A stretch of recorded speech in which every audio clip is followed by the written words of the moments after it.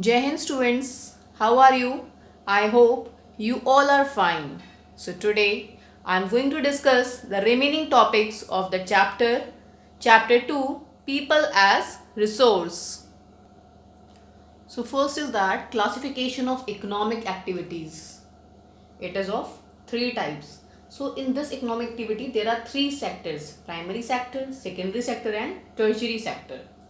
So primary sector, it is a sector of an economy making direct use of natural resources. It includes agriculture, forestry, fishing, and mining.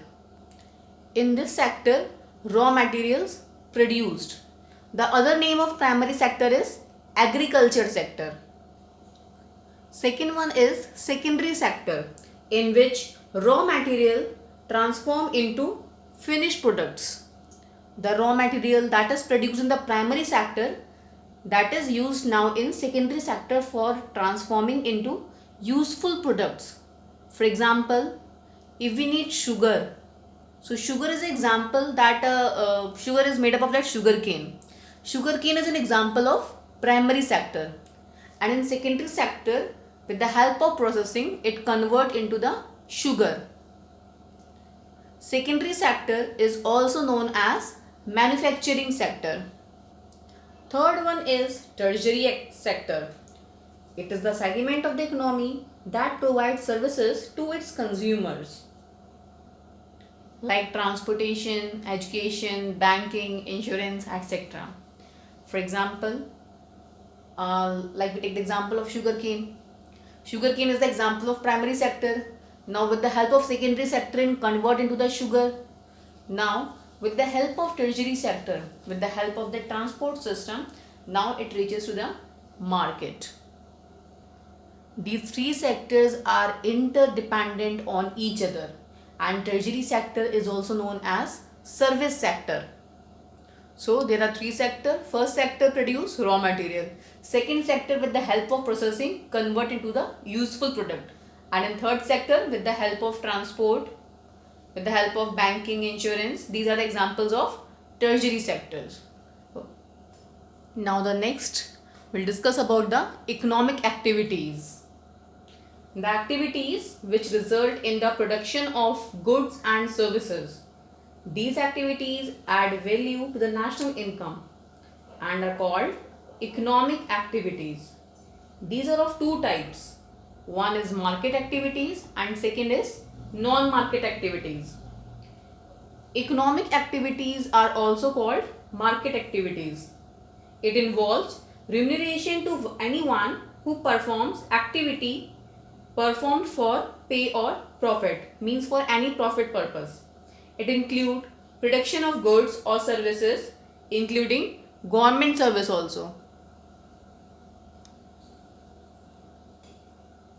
And second one is non-market activities.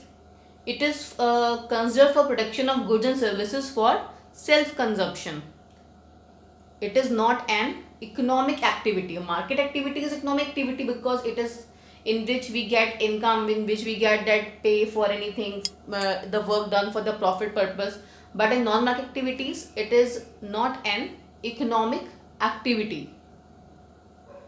Economic activity adds value to the national income, while non-economic activity does not add any value to the national income.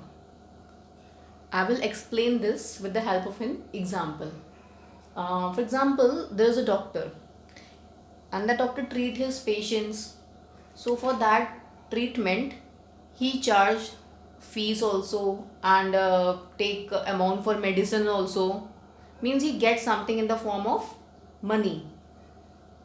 So that example is an example of market activities, because for that he get pay, he gets any remuneration, whatever services he provided, so for that he get the remuneration.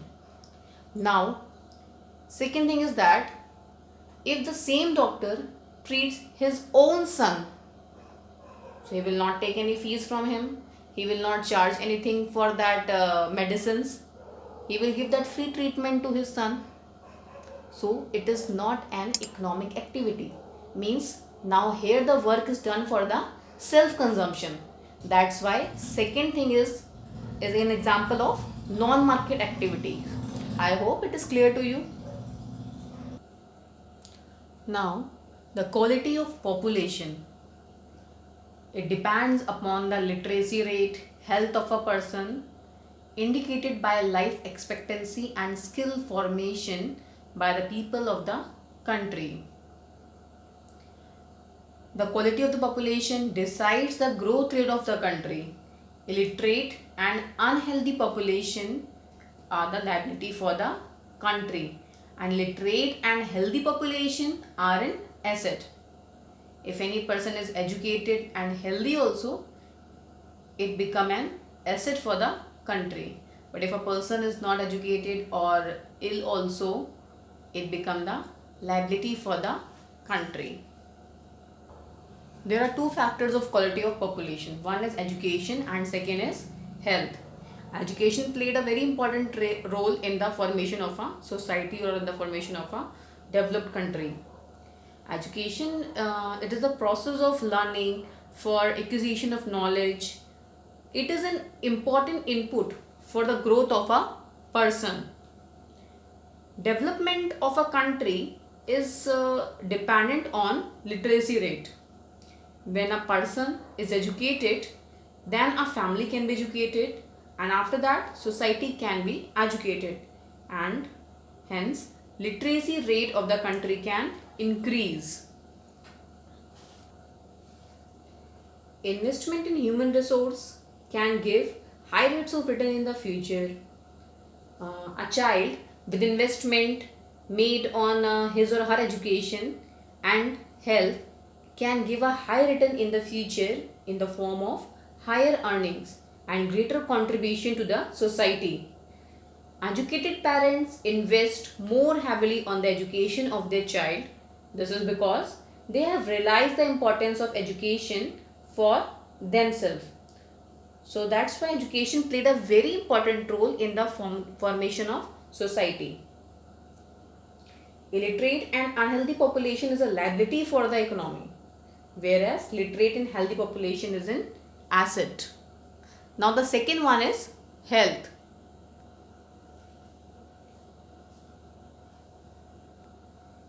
The health of a person makes him realize his potential and the ability to fight illness. An unhealthy person becomes a liability for an organization and for his country also. Health is an indispensable basis for realizing one's own well-being. A healthy person can fulfill his potential, and this would allow him to work without absence and can focus on work. So that's why health and education played a very important role in the quality of population. These are the two important factors of quality of population. Without them, quality population can't be possible. Now the next topic is unemployment. It is a situation where someone of working age is not able to get a job, and it is of two types. One is seasonal unemployment and second is disguised unemployment. In seasonal unemployment, when people are not able to find jobs during some months of the year, people dependent on agriculture usually face such kind of problems. There are certain busy seasons when sowing, harvesting, weeding and threshing is done. Certain months do not provide much work to the people dependent on agriculture. Certain industries and traders also engage workers for a particular seasons. When the season ends, the workers are unemployed. For example, sugar industry. So these type of situations are known as seasonal unemployment. Now the next is disguised unemployment. It is a kind of unemployment in which some people look like being employed but are actually not employed. For example, in agriculture sector, the field requires the service of 6 people and 9 people are worked in the same field. Then 3 extra people are come under the category of disguised unemployment. Production will not decrease when 3 people are removed.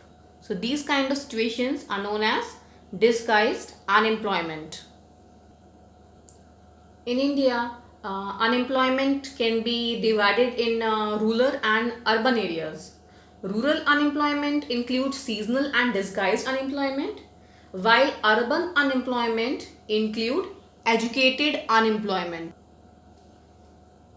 Educated unemployment, especially in urban areas, it is a very common problem. It has become a now common problem in these areas. Many youth with graduation degree or post graduation degrees are not able to find jobs. There is unemployment among technically qualified persons. Sometimes it also leads to unemployment as the number of people looking for jobs are much more than the existing jobs available. So educated unemployment, so it is a situation when people are educated or skilled but do not get job opportunities. There are some consequences of unemployment. Unemployment leads to wastage of manpower resources. It tends to increase the economic overload, that is dependence of the unemployment on the working population. It may lead to increase in social unrest and tension. So this is all about today's lecture. Now here your chapter is finished.